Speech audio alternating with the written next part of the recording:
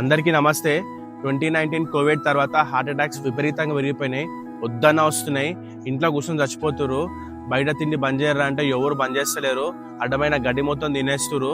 కనీసం డైలీ ఒక 20-30 మినిట్స్ ఏదో ఒక ఎక్సర్సైజ్ చేయండి రా అంటే కూడా ఎవరు చేస్తలేరు. మీకు ఒక 4-5 యోగా ఆసనాలు తీసుకొచ్చిన, అవి చేస్తే హార్ట్కి చాలా మంచిది.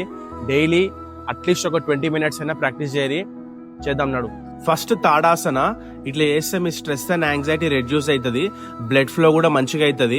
అట్లీస్ట్ ఒక 30 సెకండ్స్ అయినా హోల్డ్ చేయడానికి ట్రై చేయండి. సెకండ్ ఉత్కటాసన.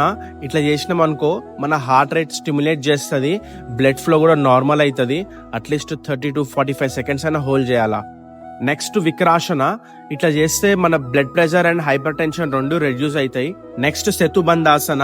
ఇట్లా చేయడం వల్ల మన చెస్ట్ ఓపెన్ అవుతుంది, బ్లడ్ ఫ్లో కూడా నార్మల్ అవుతుంది. అట్లీస్ట్ ఒక 45 సెకండ్స్ అయినా హోల్డ్ చేయండి. నెక్స్ట్ భుజంగాసన. ఇట్లా ఒక 45 సెకండ్స్ హోల్డ్ చేస్తే మన ఆక్సిజన్ ఇంటేక్ పెరుగుతుంది, అట్లనే మన స్ట్రెస్ హార్మోన్స్ ఉంటే అన్నిటిని రిలీజ్ చేసేస్తుంది. లాస్ట్ ధనురాసన. ఇట్లా స్ట్రెచ్ చేయడం వల్ల చెస్ట్ అండ్ లంగ్స్ రెండు ఓపెన్ అవుతాయి, బ్రీతింగ్ ఇంటేక్ పెరుగుతుంది, బ్లడ్ ఫ్లో కూడా మంచి ఇంక్రీజ్ అవుతుంది.